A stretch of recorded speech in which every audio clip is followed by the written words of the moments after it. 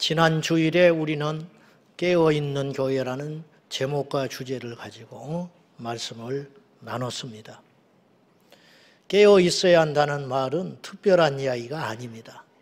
이 땅에 최소한의 소양을 갖춘 그리스도인이라면 누구도 고개를 끄덕거리며 맞다고, 그래야 한다고 그렇게 공감을 할 것입니다. 그런데 성경에서 이 깨어있다라는 표현을 쓰실 때에 앞뒤 문맥에 따라서 그 깨어있으면 확연한 차이가 있어요.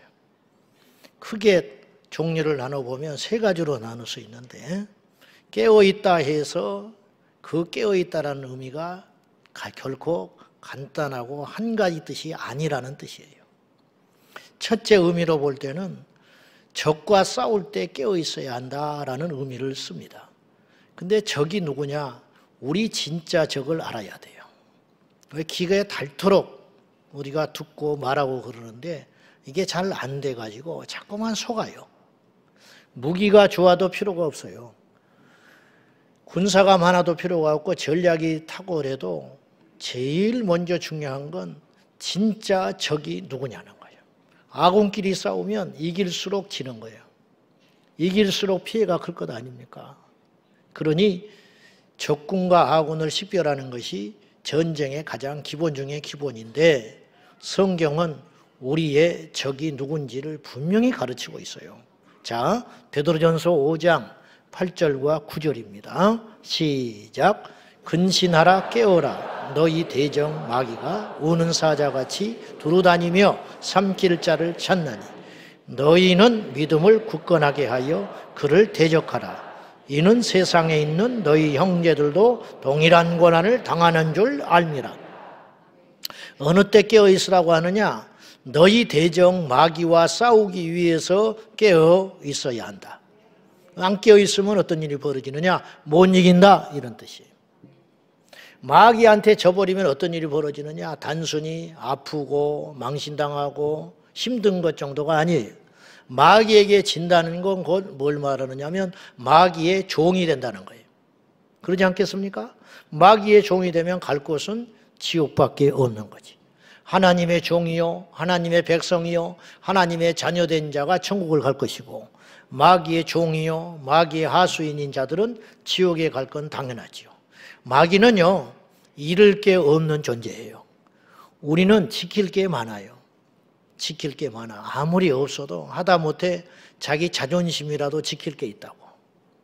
재산도 지켜야지요. 가족도 지켜야지요. 내 명예도 지켜야지요. 내 건강도 지켜야지요. 지킬 게 많다는 것은 무슨 뜻이냐면 그만큼 약점이 많다는 뜻이에요. 딸린 식구들이 많아요. 마귀는 잃을 게 없어요. 마귀는 스스로 자기의 운명을 알고 있어요. 어떤 운명이냐? 자기가 지옥에 갈 걸 알고 있습니다. 영물이라서.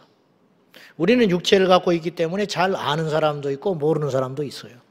그러나 마귀는 영적으로 우리보다 더 잘 알아요. 그렇기 때문에 무서운 존재예요. 마귀는 잃을 게 없기 때문에 자기는 용서받을 수 없는 존재라를 알기 때문에 죽기 살기로 우리를 덤벼드는데, 그 표현이 오늘 우는 사자. 웃는 사자도 무서워. 사자가 웃고 있어도 무섭다고. 근데 사자가 울고 덤벼드니 눈에 핏발을 세우고 한이 맺혀서 입을 벌리고 덤벼드니 우는 사자가 무서운 게 뭐가 있겠어요? 사냥꾼의 총이 무서울까요? 덫이 무서울까요? 무서울 게 없어요. 이 표현이 얼마나 정확한 표현인지 몰라요. 마귀는 죽기 살기로 우리를 넘어뜨리고 덤벼든다. 이걸 이길 수 있는 유일한 길은 뭐냐? 똑똑해지는 게 아니고 힘을 갖는 게 아니고 깨어서 대비하는 것이다. 아, 이것도 마귀가 이 인간을 통해서 나를 역사하는구나. 그래야 이긴다는 거예요. 아, 이것도 요새 내가 새벽 기도하고 좀 은혜 받고 믿음도 살아보려니까 또 집에 와서 내 자식을 또 건드리는구나. 아, 요 사람 내가 직장에서 전도하려고 기도하고 있었는데 이러니까 또 마귀가 또 역사해가지고 이 마음을 또 강팍하게 흔드는구나. 그러나 결국은 너는 믿게 될 거야. 이런 거, 이런 뭔가 분별하고 깨어있음, 이렇게 있어야만 마귀의 술수를 알고 이길 수 있다, 이런 뜻이에요. 그런 의미에서 깨어있어라. 대처를 잘해라. 두 번째, 깨어있으라는 표현을 쓰실 때에 성경은 어느 때 썼냐? 기도하라는 의미로 깨어있으라는 표현을 썼어요. 자, 골로새서 4장 2절입니다. 시작. 기도를 계속하고 기도에 감사함으로 깨어있으라. 기도하라는 말을 하시고 나선 깨어있으라 그랬어요. 그러니까 기도 니꼬루 깨어있습니다. 예수님의 겟세마네 동산에서 최후의 기도를 하실 때 제자들과 함께 기도하러 겟세마네 동산에 올라가셨어요. 올라가셨는데 예수님도 역시 피곤하고 제자들도 피곤했지만은 기도하는 분은 예수님밖에 없었어요. 그들이 계속 깨워놓으면 자고 깨워놓으면 자고 그래요. 그래서 주님이 와서 깨웁니다. 그러면서 이렇게 말하세요. 한시도 깨어 있을 수 없더냐. 한 시간이라도 좀 깨어 있어라. 그 말은 나를 누가 잡으러 오니까 망을 좀 보고 있어라, 그런 뜻이 아니에요. 가룟 유다가 로마 군인들을 앞세우고 올 걸 알고 있었지요. 주님이 모르실 리 있습니까? 나를 지켜주라는 말이 아니라 너희를 위해서 스스로 깨어 있어서 기도해라. 여기서 깨우고 있어. 깨어 있으라는 말은 기도하라는 말이에요. 이들이 깨어 있지 않았기 때문에 졌어요. 깨어 있지 않았기 때문에 다 도망가고 말았습니다. 알면서도 도망갔어요. 왜? 힘이 없어요. 순교할 힘이 없는 거예요. 기도해야 힘이 생깁니다. 기도해야 예수 믿는 우리에게 능력이 임하는 거예요. 여러분에게 돈이 생기든 힘이 생길 것 같아요? 그때뿐이야. 나쁠 건 없지. 여러분 승진한다고 힘이 생길 것 같아요? 그거 조금 지나면 감각이 없어져요. 우리 성도가 모름지기 가장 강력하고 힘이 있고 반듯해지고 정확히 길을 갈 때는 언제냐? 기도로 깨어있을 때예요. 기도하는 사람은 마귀가 이기지를 못해요. 기도하는 사람은 살아있는 거예요. 기도하는 사람이 힘이 생기고 전략이 생기고 능력이 생기기 때문에 성경은 우리에게 무슨 말을 하느냐? 성도는 모름지기 깨어 있어야 한다. 다시 말해서 기도를 계속함으로 감사함으로 깨어 있으라는 말은 기도를 쉬지 말고 기도함으로 네 영을 깨워서 있어야 한다, 이런 뜻이에요. 그러므로 깨어 있으라는 두 번째 의미는 무슨 뜻이냐면 기도를 충분히 하고 있어라, 그런 뜻이 되겠습니다. 세 번째로 성경에서 제일 많이 등장하는 깨어 있으라는 표현은 무슨 뜻이냐면 예수님의 재림, 그리고 세상의 종말, 그리고 언제 나에게 닥칠 환난이나 시련을 앞에 놓고 영적으로 잠을 자지 말고 신앙으로 깨어 있어서 언제든지 우리 예수님 오신다 할지라도 부끄럽지 않는 자로 예수님 만나도록 준비하고 있어라. 이게 깨어 있어라, 그런 뜻이에요. 언제 무슨 일이 생겨도 깨어 있는 사람은 살 수가 있어요. 밤에 지진이 나면 피해가 크겠지. 아무래도 다 자고 있으니까. 밤에 불이 나면 피해가 더 크겠죠. 그런데 낮에 불이 나면 도망갈 확률이 많겠죠. 깨어 있어 놓으니까. 예수님이 오실 때 잠자고 있는 사람은 들림받지를 못한다는 거예요.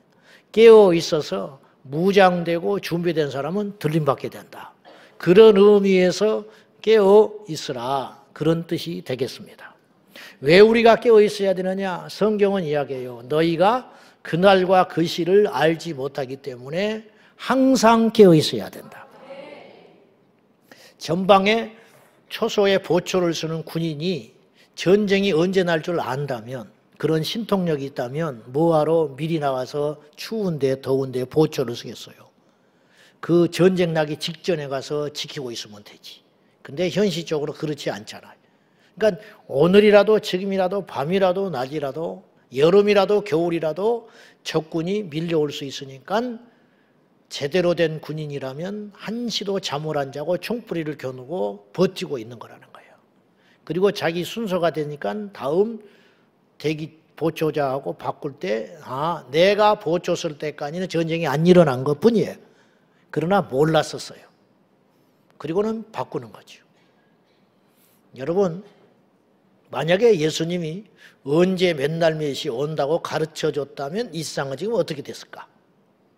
좀 흥미로운 말도 안 되는 상상을 한번 해봅시다. 예수님이 3년 있다 오신다고 해요. 예를 들어서 또 요걸 또 딱 따가지고 내가 그런 말 했다고 이단이라고 그래. 앞뒤말을 잘라가지고. 그러면 한번 생각해 봅시다. 성경을 보니까 2024년 7월 1일 날 예수님이 오신다고 써 있었어. 그러면 믿을 사람이 있을까 없을까? 믿기도 하고 안 믿기도 해. 어차피 안 믿을 사람은 안 믿어요. 그렇게 써 있음에도 불구하고 안 믿는다니까. 여러분, 성경에 지옥이 있다고 말해요, 안 해요? 말하지요. 근데 믿는 사람이 있고 안 믿는 사람이 있어. 안 믿는 사람이 더 많아. 이 중에도 안 믿는 사람이 있을걸? 제 말이 아니에요. 성경에 지옥이 있대요. 그리고 그 지옥은 나올 수가 없어. 들어가면 끝이야. 죽는 것도 없어. 마가복음 9장에 그렇게 나와 있어요. 근데도 믿어요, 안 믿어요?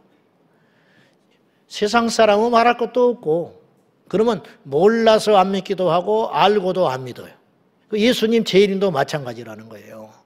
2024년 7월 1일 날 성경에 예수님이 오신다고 써 있다고 해도 안 믿을 사람은 안 믿는 거예요. 그 대신 믿어도 문제야. 믿어도 문제인 게 뭐냐? 날짜를 보니까 3년 남았어. 그러면 올해 퇴직하는 거야, 일단. 그리고 퇴직금 받아가지고 1년 동안 실컷 가족들하고 세계 여행하고 돌아다녀. 그리고 1년 동안 돈 한 절반 쓰는 거예요. 그리고 나머지 2년 남았지요. 그 다음에 1년을 이제 국내에서 좀 쉬면서, 그 다음에 1년 남았어. 1년도 너무 길어. 좀 더 놀아. 한 달쯤, 아예 한 달도 좀 긴 것 같아. 일주일 남겨놓고 정신 차리고 회개할 거 다 회개하고 철야하고 금식하고, 그래 주님 오시면 할렐루야 하고 올라가면 된다. 이렇게 생각하는 사람이 있을 수 있다 이거예요. 그럴까 봐 주님이 안 가르쳐 준 거예요. 문제는 우리 생각에는 그것이 믿음인 줄 알았는데, 그렇게만 해도 될 줄 알았는데 주님이 볼 때 너는 가짜야. 그러면 어떡할 거예요? 그러니까 그날과 그 시를 모르는 게 우리는 좋은 거예요.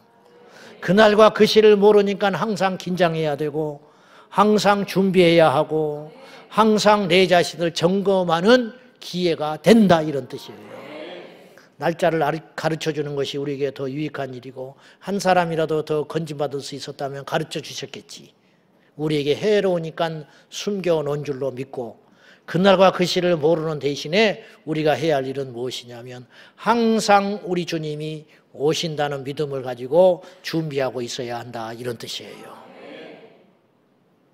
문제는 항상 그렇듯이 알지 못해서도 문제지만 믿지 못해서도 문제다, 제가 그랬어요. 왜 알지 못하느냐? 말을 안 해주니까 모르는 거예요. 가르쳐주질 않으니까 모르는 거예요. 내가 지금 병 들었는데 병원에 갔더니 안 가르쳐줬어요. 괜찮대. 잘못 가르쳐줬어요. 그러니까 자기는 건강한 줄 알았어요. 근데 퍽 쓰러져서 죽었어. 알지 못해서 죽는 거예요.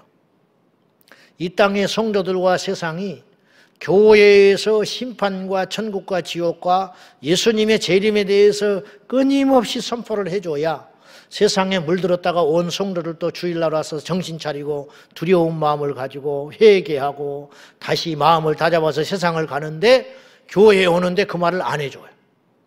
안 해주니 어떻게 듣냐고.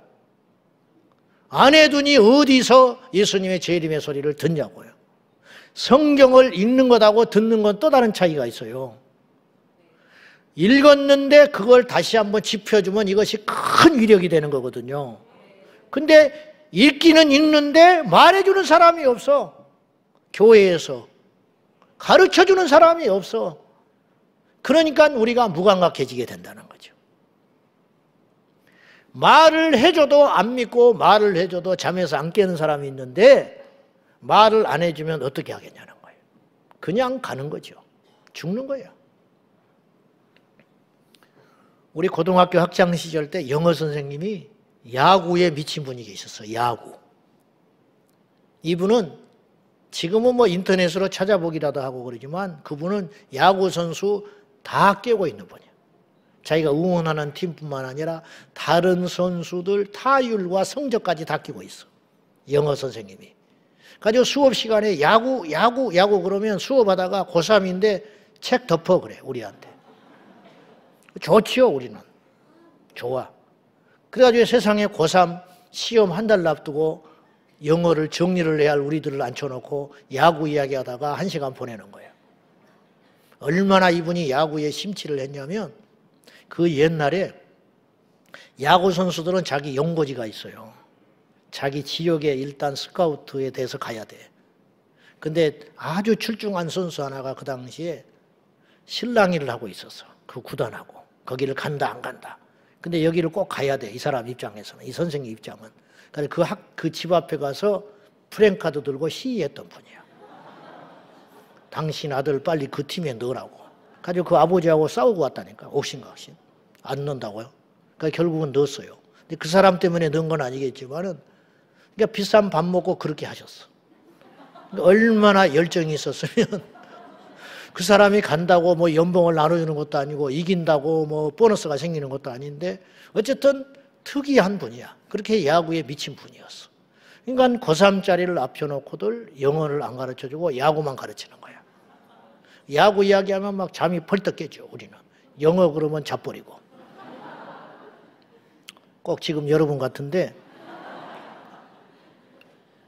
제가 말씀드리는 것은 고3 학생들을 앞에 놔두고 입시가 한두 달 남았는데 영어를 안 가르치면 어떻게 하자는 거예요.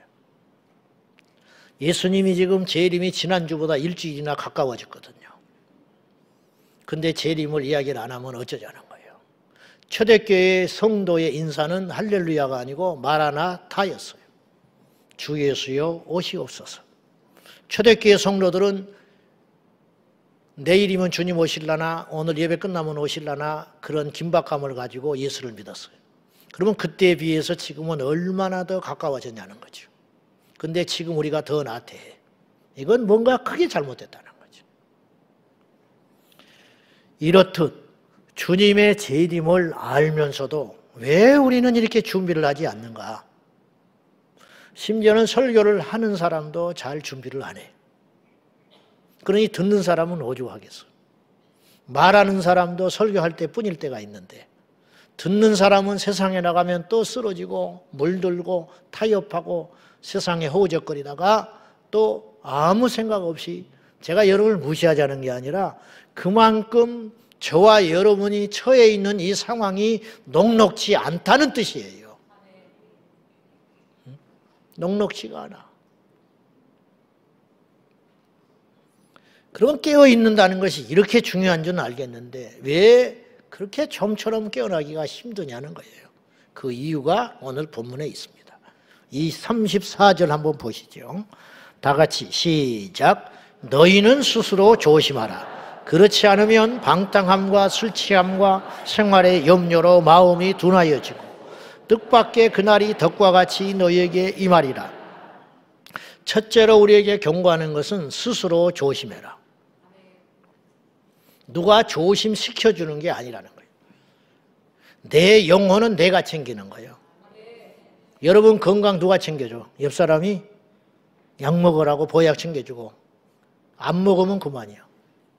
비타민 먹으라고 챙겨주고 안 먹으면 그만이에요. 먹고 배 타버리면 어떡할 건데? 먹는 척하면 어떡할 건데? 여러분 건강 옆 사람이 챙겨주는 거 아니에요.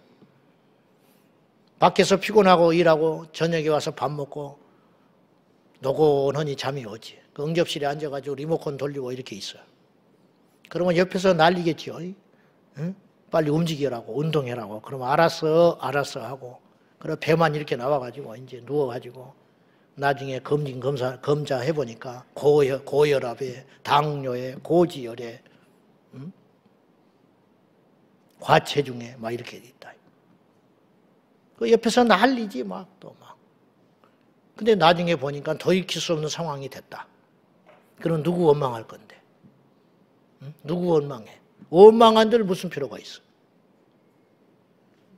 여러분 재산, 여러분의 마음, 여러분의 가족 누가 지켜주는 겁니까? 옆 사람이 지켜주나요? 내 믿음을 누가 지켜줘요? 목사가 지켜줍니까? 옆 사람이 지켜줍니까? 셀리더가 지켜줍니까? 부모가 지켜줍니까? 천만에 성경은 오늘 이야기해요. 스스로 조심해라. 이게 무슨 말인지 아세요? 스스로 잘 챙겨. 옆 사람이 깨어있다고 내가 깨어있는 게 아니에요. 옆 사람이 찌른다고 내가 깨어나는 게 아니에요. 그때뿐이지. 내가 눈 뜨고 정신 차리고 깨어있어야지. 누가 깨워줍니까? 누가? 지금 러시아하고 우크라이나하고 전쟁 난 지가 2년이 넘어갔어요. 왜 이 전쟁이 일어났냐?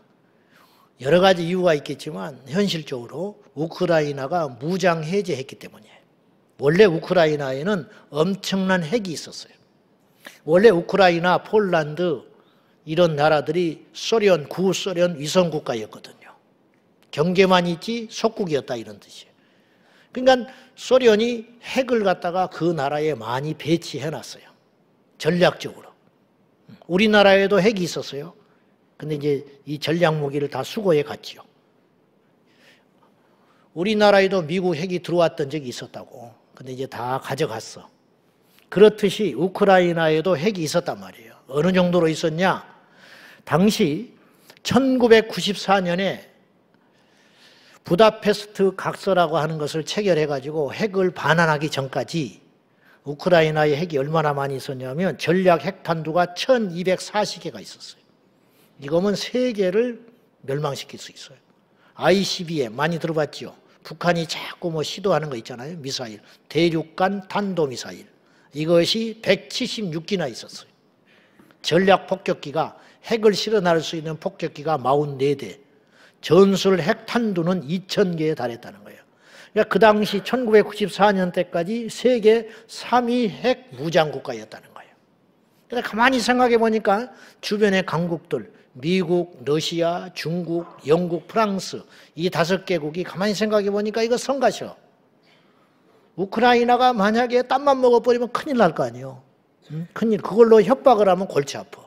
그러니까 슬슬 구슬린 거예요. 야, 내놔. 원래 니네들 거 아니잖아. 그래서 러시아가 싹 뺏어갔어요. 그리고 협약을 맺었어. 1994년에 핵 주면 우리가 니네들 안전 보장해 줄게. 그때 약속한 나라가 5나라라니까요. 각서를 썼다니까요. 근데 전쟁 나니까 누가 지켜줘요, 지금? 죽기는 누가 죽어요? 영국 군인이 죽습니까? 미국 군인이 죽어요? 우크라이나 군인 국민들만 죽는 거예요, 지금. 심지어 러시아는 약속해놓고 지키지도 않았어요. 그 핵 주면 절대로 침략하지 않는다고 그랬어요. 지켜준다고 그랬어요, 오히려. 지켜주기는커녕 러시아가 침략했다니까요. 그러면 우크라이나에서는 억울하고 계속 옛날 그 약속은 뭐냐고 주장했겠지. 그냥 입 닦아버리고 마는 거예요. 여러분, 소꿉장난 하다가 개인과 개인이 약속한 것도 아니에요. 나라와 나라가 약속을 한 거예요. 그런데 그것도 안 지켜요. 내 나라는 내가 지키는 거예요. 미국이 지켜줍니까? 일본이 지켜줍니까? 택도 없는 소리입니다. 내 믿음은 내가 지키는 거예요. 누구 때문에 지옥 가요? 바보 천치나 그런 소리 하는 거예요. 요새 목회자들 추문이 일어나고 참 안타까운 일이 많이 일어납니다. 그것 때문에 실족하는 사람이 있겠지. 나는 묻고 싶어. 그 사람이 당신하고 무슨 상관이 있냐? 당신 지옥 갈 때 그 사람이 건져주겠냐? 왜 그 사람 때문에 지옥을 가? 바보 천치나 하는 거 아니에요. 마지막 날 지옥불에 떨어져서 슬피 울며 이를 갈면서 주님께 이렇게 말할 거예요. 그 목사 때문에 내가 여기 왔다고? 그렇지. 그 목사 때문에, 그 일 때문에, 그 교회 때문에, 그 집사, 그 사람 때문에 올 수 있죠. 그런다고 결과가 달라지냐고. 응? 그런다고 결과가 달라지냐고. 억울해도 이건 할 말이 없다라는 거예요. 성경은 이야기해요. 실족시키지 마라. 실족게 하는 자는 화가 있다 그랬죠. 무서운 말이에요. 그 화가 뭘 말하는지는 모르겠어요. 굉장히 포괄적인 거예요. 나 포괄적 별로 안 좋아하는데 좋은 말인데 이게 이렇게 돼버렸어요. 포괄적 그러면 막 머리빨이 설라고 그러니까 자다가도 벌떡 일어나니까 이 화가 있다라는 말이 이 땅에서 고통을 받는 것인지 자손이 망한다고 하는 것인지 아니면 그 사람을 용서하지 않고 지옥에 간다든지 구체적인 설명이 없어요. 어쨌든 화가 있다 그랬어요. 근데 진짜 큰 화를 당하는 존재가 있어요. 실족하는 사람이야. 무슨 말이냐? 실족시킨 사람은 기회가 있을 수 있어요. 성경에 증거가 있어. 사도 바울이 그랬어요. 사도 바울 때문에 실족하는 사람이 많아요. 사도 바울이 믿는 사람들 잡으러 다녔거든요. 그것 보고 예수 떠난 사람이 꽤 많아요. 그런데 바울은 나중에 종이 됐잖아요. 우리는 이해할 수 없지만 이런 거예요. 우리 목사님들 사이에 이런 말이 있어요. 목회에 실패한 자는 주님이 용서하신다. 근데 건강관리에 실패한 종은 용서하지 않는다. 처음 말 들을 때는 어이가 없는 말이었어. 아니 목회에 실패한 사람을 주님이 왜 용서를 해? 근데 따져보니까 이 말이 왜 일리가 있냐? 목회에 실패한 사람은 다시 기회를 주시기도 한다는 뜻이에요. 여기서는 목회에 실패했지만 하나님이 다시 세워서 쓸 수 있다는 뜻이에요. 근데 건강에 넘어져가지고 누워있는 사람을 어디다 쓰겠니? 이 말은 무슨 말이냐? 건강은 그렇게 중요한 거다. 그 소리를 이렇게 재미나게 표현한 거예요. 실족시키는 자는 화가 있지만 용서받을 기회가 있을지 몰라요. 그러나 실족한 사람은 기회가 없는 거예요. 실족에서 떠나서 지옥에 간 사람을 무슨 수로 건져내냐고. 결론은 이겁니다. 스스로 조심하시오. 스스로 조심해. 그리고 우리 교회는 어떤 경우가 있어도 실족시키거나 실족하는 일이 있어서는 안 돼요. 소통함에 이런 말이 들어왔어. 권사에 갔는데 너무 실망했대. 왜 권사님들이 기도는 안 하고 남의 흉만 보고 앉아있니? 내가 너무 지금 마음이 안 좋아. 물론 그분이 과하게 표현할 수도 있어. 예민해서. 억울한 면도 있을 수 있어요. 그러나 아니땐 굴뚝에 연기는 안 났을 거 아니에요. 그러지 마셔. 좋은 말 할 때. 왜 권사님들이 기도는 안 하고 남의 흉이나 보고 다른 부서 흉이나 보고 앉아있냐고. 그러라고 권사시킨 건 아니잖아. 애초에 말았어야지. 애초에 권사가 안 됐어야지. 왜 권사님이 돼가지고 그런 걸 하냐고. 하지 마세요. 우리 교회는 안 돼. 우리 교회 권사님들은 그런 일 하면 안 된다고요. 왜 사람을 실족시켜? 그리고 그딴 일로 왜 넘어져? 안 되는 거예요. 절대로.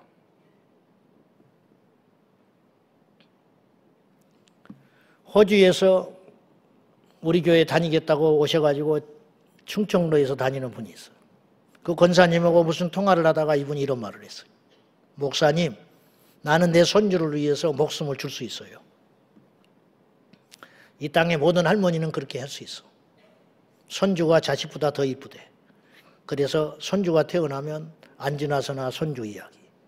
핸드폰 그림도 바뀌고. 입만 열면 손주. 어쩔 수 없어. 손주를 위해서 간을 떼주는 건 특별한 일이 아니고 당연한 일이야. 본능. 그러니까 그 손주를 위해서 자기 목숨을 바칠 수 있는 사람은 제법 우리 중에도 많을 수 있어요. 나는 얼만큼 살았으니까. 그런데 이 권사님이 이런 말을 했어요. 목사님, 그런데 나는 그 손주를 사랑하지만 목숨을 주기까지 사랑할 수 있지만 그 손주 대신 지옥 갈래 그러면 나는 못 가요. 나한테 그렇게 이야기했어요. 이게 솔직한 이야기예요. 지옥이 어떤 곳인지를 아니까 자기는 그런 말 못한대. 빈말이라도 못한대.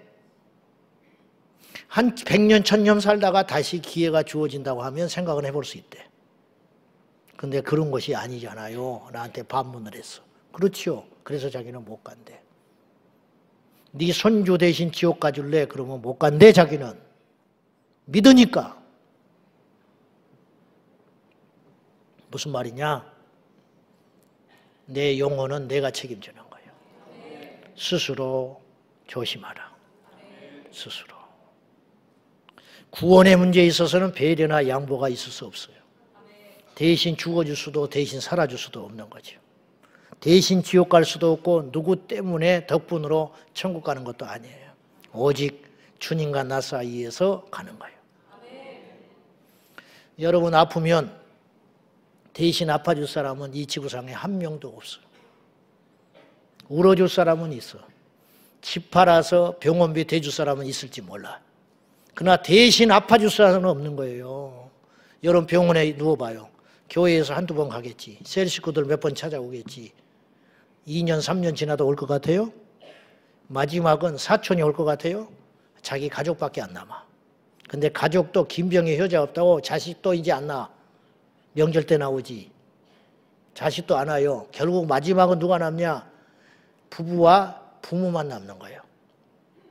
근데 문제는 가장 사랑하는 배우자도 가장 아끼는 자기 생명을 줄 만한 부모도 내가 병상에 누워서 아파 신음하는 것은 진통제만 또 못해. 대신 아파주지를 못해. 이게 원리예요. 마지막에 주님 앞에 서는 것은 나 혼자 서는 거예요. 그거 꼭 기억하고 부탁합니다. 교회에 나와주지 마세요. 여러분이 나와. 믿어주지 마시라고. 누구 때문에 왜 교회를 나와요? 이제 그만해야지. 응? 처음에 한두 달이지. 처음에 한두 달. 처음에 한두 달 부인 때문에 나와주고 부모 때문에 나와주고 친구 때문에 나와주는 거예요. 이제 그만해야지. 이제 내 믿음. 이제는 이거예요. 내가 믿어지면 믿어지고 안 믿어지면 안 믿어지고 있는 거예요. 그거밖에 없는 거예요. 냉정하게 잘 보시라고. 두 번째 오늘 성경에서 중요한 이야기를 하는데 예수님의 재림에 맞닥뜨릴 때 마음이 둔해진 상태로 만나서는 안 된다. 마음이 둔해지니까 잠을 자지. 마음이 둔해진다는 건 뭐예요? 둔해진다는 건 감각이 없어진다는 거예요. 그래서 이게 뭔지를 모르는 거예요. 그래서 근데 왜 마음이 둔해지냐? 오늘 34절 다시 봐요. 시작. 너희는 스스로 조심하라. 그렇지 않으면 방탕함과 술 취함과 생활의 염려로 마음이 둔하여지고 뜻밖의 그날이 덕과 같이 너희에게 임하리라. 방탕함과 술 취함은 우리 성도가 해서는 안 되는 죄. 죄만 하나님과 우리를 갈라놓는 게 아니에요. 그건 말할 것도 없고 생활의 염려도 믿음이 떨어져요. 그리고 오늘 본문에 하나를 더 추가해 본다면 너무 행복해도 주님과 멀어져 버려요. 너무 좋아도. 당장 나타나는 일이 보세요. 죄 지으면 하나님께 못 나와. 부끄러워서. 생활이 고달프고 염려가 있으면 하나님께 나오기가 힘들어요. 왜냐? 마음이 복잡하니까. 또 너무 요새 행복하고 잘나도 돌아다니느라고 못 나와. 외국 돌아다니고 여행 가고 쇼핑하러 그러느라고. 갈 데가 없어서 주님밖에 없다. 그것도 복이라 어느 때는. 자, 기억하세요. 죄 때문에 믿음 떨어져. 생활의 염려. 제 모친이 교회 안 다닐 적에 너무너무 복잡하거든요. 자식은 많이 낳지 남편은 도움이 안 되지. 막내 자식은 철도 없이 교회 안 간다고 지지 짜고 난리지. 그러니까 이제 교회 나오는 거예요. 내 옆에 앉아 있어. 정신이 나가가지고 이러고 있어. 설교 하나도 안 들어. 알고 있지 내가. 내가 지금 여러분도 알아. 설교 듣는 사람하고 안 듣는 사람. 모를 것 같지? 사람은요 얼마나 예민한데 영적으로. 영적으로 병든 사람은 내가 알아. 다음 주 주보에 실을 거야. 그러니까 앉아서 예배는 드리고 있는데 말씀이 하나도 안 들어가. 내가 알지. 왜냐? 넋이 나갔다니까 어머니가. 참 미안한 표현이지만 왜? 장사해야 되는데 돈 벌어야 되는데 단골 왔다 가버렸겠다. 끝나면 정신없이 가는 거예요. 그래서 교회를 못 다니셨어. 왜냐? 생활의 염려로 눌려가지고. 그런 사람 많아요 우리 주변에. 이해해. 그러나 이해는 하지만 답은 아니에요. 죄 지어서 안 오는 건 뭐 당연한 것이고 또 반대로 너 고난이 있을 때는 주님을 찾더니 그 문제가 해결되니까 듬성듬성 멀어져. 눈물이 말라. 교회 오는 걸음 횟수가 매일 오더니 이제는 일주일에 한 번, 한 달에 한 번. 그리고는 나가 떨어지는 거예요. 자기도 모른 채. 이러면 안 되는데, 이러면 안 되는데, 그러면서 나가 떨어져 있는 거예요. 마음이 둔해져가지고. 그래서 잠언서에 아우글이 이런 기도를 했어요. 기가 막힌 기도를 한 거예요. 주여 나를 부하게도 마시고 가난케도 마소서. 부하면 교만해서 하나님 떠날까 싶고, 가난하면 내가 가난하고 고통받아서 하나님 영광 가릴까 싶습니다. 이야, 얼마나 정확히 맞는 기도예요. 하나님이 적당히 해주시라는 거예요. 이 말은 뭐냐? 망하지 않을 만큼, 지옥에 가지 않을 정도로만 나를 살려주세요. 이런 기도하기 쉽지 않아요. 전부 부자 되라고 기도하지. 근데 부자 된 것의 위험성을 알기 때문에 이렇게 정확한 기도를 한 거예요. 정확한 기도. 인간은요, 어리석어서 너무 힘들어도 주님을 떠나고 너무 편안해도 주님을 떠나요.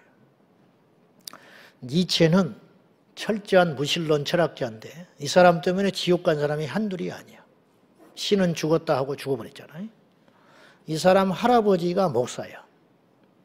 외할아버지가 목사야. 자기 아버지가 목사야. 자기 외삼촌이 목사야. 근데 자기 동생이 어릴 때 죽어요. 한번 흔들려. 니체가 5살 때 아버지가 사고가 나서 머리가 다쳐서 죽어요. 니체가 하나님을 떠나요. 그에 의해서 신은 없는 거야. 없어. 고난을 당함으로 니체는 하나님을 떠났어요. 손영원 목사님은 니체와는 비교할 수 없는 고난을 겪었어요. 똑같은 죽음도 형제의 죽음과 자식의 죽음은 다른 것이야. 가슴에 묻고 살아. 백주 대낮에 여순 반란 사건 때 2명의 자식을 잃었어요. 그러나 손양원 목사님은 주님을 붙잡았어요. 목사니까? 아니, 믿으니까. 그리고 죽인 그를 원수로 자기 자식으로 입적시켰어요. 이건 쇼가 아니에요. 진짜 그렇게 했어요. 진짜. 목사라고 다 그러는 거 아니에요. 집사만도 못한 목사, 성도만도 못한 목사가 있을 수 있어요. 수년 전에, 오래전에 옥하는 목사님이 이런 말을 하셨어요. 미친놈이라고 욕을 하더만. 목사님이 미친놈, 나쁜 놈이라고 욕을 하더라. 왜냐? 지방이었던 시골 지방에 교회가 이렇게 있었는데 골목에 교회가 여럿 있었어요. 개척교회. 이 목사가 너무 살기가 힘든 거예요. 가도 돌려막기 하고 뭐 자녀들은 삐뚤어지고 살기는 힘들고 교회 목회가 너무 힘드니까 고민하다가 대낮에 몸에다가 휘발유를 끼얹고 분신해서 죽어버렸어. 목사가. 그것이 소문나가지고 그 좁은 지역의 교회들이 전부 없어져 버렸어요. 그런 예수를 누가 믿겠어요? 그런 교회들을 왜 다니려고 하겠어요? 옥하는 목사님이 나쁜 놈이라고. 그로 인하여 너무 많은 사람을 죽였다고. 영혼을 죽였다고. 이해는 돼요. 그러나 아닌 거야. 여러분, 마음이 둔해지면 안 돼요. 어떤 경우가 있어도 우리에게는 지켜야 할 선이 있어요. 지켜야 할 믿음이 있는 것이에요. 누구만 손해인데. 누구만. 여러분 위로만 받고 가면 무슨 필요가 있어요? 답을 찾아가야지. 간혹 우리 교회에 저한테 이렇게 마음 아프게 하고 가는 사람이 있어. 목사님 설교는 다 맞아요. 근데 난 그렇게 못 살아요. 자신 없어요. 그래서 편한 대로 가겠대. 맞다며. 응? 맞다면서. 그러면 지켜야 할 거 아니에요. 맞는데 왜 떠나? 죽는다는 거 아니야. 위암 말기인데 수술해놨는데 의사가 당신 계속 이러면 죽어. 술 먹지 마 이제. 고개 숙이고 대답을 안 해. 알겠어요? 그럼 일어나. 그럼 속으로 이렇게 생각해 이 사람이.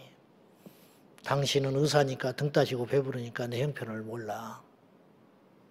내가 술 안 먹으면 영업을 못해.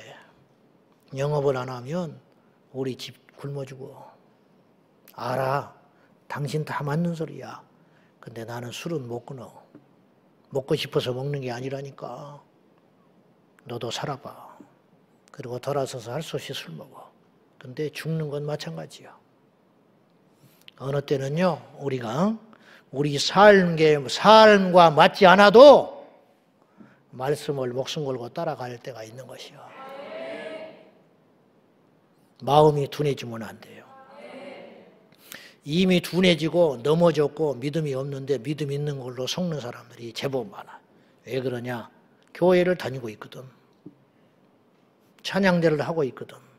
근데 10년 전에 할 때하고 지금하고 마음이 틀리면 그건 마음이 둔해진 거예요. 옛날에는 찬송하면 눈물이 났는데 지금은 하품이 나. 둔해진 거야. 둔해진 거예요. 옛날에는 예배당에 일찍 오려고 서둘렀는데 지금은 어쩌다가 빨리 왔는데 앞에 안 앉아. 뒤에 앉지. 둔해진 거예요. 우리가 깨어 있어야 됩니다. 사람은 그런 존재야. 깨어 일어나세요. 누구를 위해서 깨어나는 거 아니야. 목사 좋으라고 믿는 거 아니야. 셀 리더 좋으라고 하는 거 아니야. 목사님 출석 부르니까 금요일 날 오는 자리가 아니야. 기도하러 오는 것이고 살러 오는 것이고 일어나려고 오는 것이지. 깨어 있으십시오. 조심하십시오. 개구리처럼 좋다 편안하다 뜨뜻하다 그러다가 튀겨져서 죽지 말고 날마다 우리 예수님 언제 오셔도 저 공중에서 부끄럽지 않게 만날 믿음의 그릇을 준비하는 우리 온 성도와 교회와 제가 되기를 축원합니다. 기도하십시다. 하나님 아버지, 재림을 준비하는 교회가 되게 하여 주옵소서. 재림을 이야기하면 극단적이라 이야기하고 현실에 맞지 않는 말이라고 이야기를 합니다. 사탄의 술책에 속아서 그렇습니다. 재림이 신앙이 사라진 이 시대에 우리 제자광성교회 모든 지체들이 깨어 일어나게 하여 주옵소서. 예수님의 이름으로 기도하옵나이다. 아멘.